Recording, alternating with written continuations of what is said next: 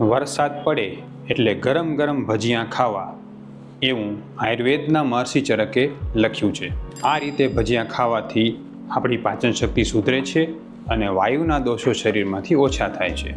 આજના આપણા વિડીયોમાં આપણે જોશું કે ચોમાસામાં વરસાદ પડે ત્યારે ભજીયા કઈ રીતે ખાવા જોઈએ, એમાં શું ધ્યાન રાખવું જોઈએ અને એ આપણે કઈ રીતે ફાયદો કરે છે. મિત્રો, ભજીયાનું નામ સાંભળતા જ આપણા મોઢામાં પાણી આવી જાય છે, ખરું ને? અને તમને જાણીને વધુ આશ્ચર્ય તો એ થયું હશે કે શું આયુર્વેદમાં પણ મહર્ષિ ચરક જેવા મુનિએ પણ ચોમાસામાં ભજીયા ખાવાનું લખ્યું છે? આપણે બધા તો ઘણીવાર ખાઈએ છીએ, પણ શું ખરેખર આયુર્વેદમાં એવું લખ્યું છે? અને લખ્યું છે તો એનો કઈ રીતે અમલ કરવાનો અને એમાં શું ધ્યાન રાખવું જોઈએ? મહર્ષિ ચરક કહે છે, વ્યક્ત અમ્લ લવણ સ્નેહ વાત વર્ષાકુલે હની. એટલે કે ચોમાસામાં જ્યારે ખૂબ વધારે વરસાદ પડે, ઠંડક વધી જાય, એ દિવસે એવા ખોરાકનું સેવન કરવું જોઈએ કે જેમાં નિમક, ખટાશ વધારે પ્રમાણમાં હોય, તેલથી વધારે વઘારેલો કે તળેલો ખોરાક હોય એવો લેવો જોઈએ અને એનાથી ખૂબ સારા ફાયદા થાય છે. તમને તો એવું થશે કે આ તો વાત રહી જૂના જમાનાની, આયુર્વેદમાં એવું પહેલાં કહેલું હશે, પણ જો તમે જોશો તો આજે પણ આપણા સમાજમાં કોઈને કોઈ રીતે આ પ્રચલન સાચી કે ખોટી રીતે ચાલુ છે. ભલે જાણતા કે અજાણતા આપણે વરસાદની સિઝન આવે એટલે ભજીયા ખાવાનું મન થાય છે અને ભજીયાની ચટણી આપણો ફેવરેટ ખોરાક થઈ જાય છે. પણ જો આપણે આપણી ભજીયા ખાવાની આ આદતને આયુર્વેદની રીતે થોડી પણ બદલીએ તો એ આપણે સ્વાસ્થ્યમાં પણ ખૂબ સારો લાભ આપી શકે છે અને સાથે સ્વાદ પણ આપે છે. તો પહેલાં આપણે એ જોઈએ કે આયુર્વેદની રીતે આ ભજીયા કઈ રીતે બનાવવા જોઈએ. તો સૌથી પહેલાં તો ભજીયા બનાવવા માટે ઘરે ચણાના લોટને દળીને તૈયાર કરવો.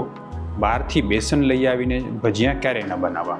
ઘરે દળાવેલા આ લોટમાં જીરું, મરચું, મીઠું અને મેથી નાખીને બેટર તૈયાર કરો. બેટર તૈયાર કરતી વખતે એક વાત ખાસ યાદ રાખો કે મીઠું જે છે એ ચડિયાતું હોવું જોઈએ અને મરચું ઓછું હોવું જોઈએ.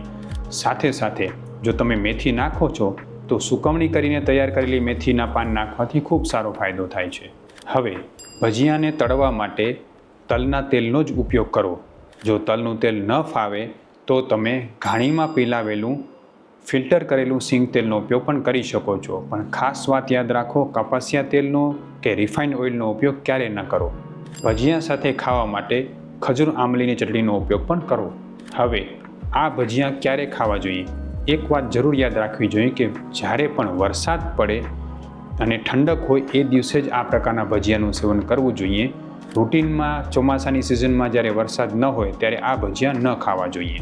આ ભજીયામાં તીખા મસાલા જેમ કે મરી અને મરચાંનો ઉપયોગ બને એટલો ઓછો કરવો જોઈએ. આ રીતે બનાવેલા ભજીયામાં જે ચણાનો લોટ છે એ વાયુનો નાશ કરનારો છે.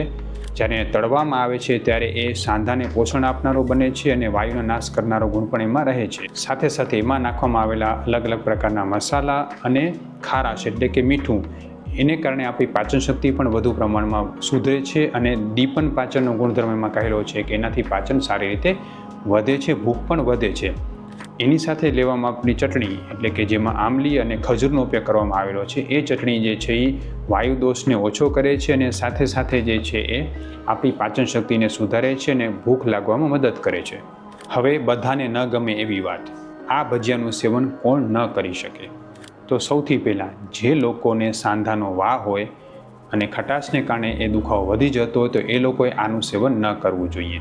બીજા નંબરે જે લોકોને ચામડીના રોગો હોય, ચામડીની એલર્જી થતી હોય અને ખટાશની એલર્જી હોય તો એ લોકોને પણ આનો પ્રયોગ ન કરવો જોઈએ. ચણાનો લોટ લેવાથી જે લોકોને પેટમાં વાયુ, મરડો કે કબજિયાત થઈ જાય છે એવા લોકોએ પણ આનું સેવન ન કરવું જોઈએ. અને જે લોકોને પિત્તની એટલે કે ગરમીની પ્રકૃતિ હોય એમને પણ આનું સેવન ટાળવું જોઈએ. મિત્રો, ખાસ વાત એ યાદ રાખો કે આ પ્રયોગ જે છે એ સ્વસ્થ વ્યક્તિઓ માટે છે કે જેને સિઝન પ્રમાણે પાચન બગડે છે અને આ ખાવાથી પાચનને સુધારી શકે છે. પણ જે લોકોની પાચન શક્તિ પહેલાંથી જ બગડેલી છે કે પાચનને લગતા અનેક પ્રકારના રોગો છે તો એમણે પહેલાં આયુર્વેદ સારવાર કરીને પોતાની પાચન શક્તિ સુધારવી જોઈએ ને પછી જ આ પ્રકારનો પ્રયોગ કરવો જોઈએ.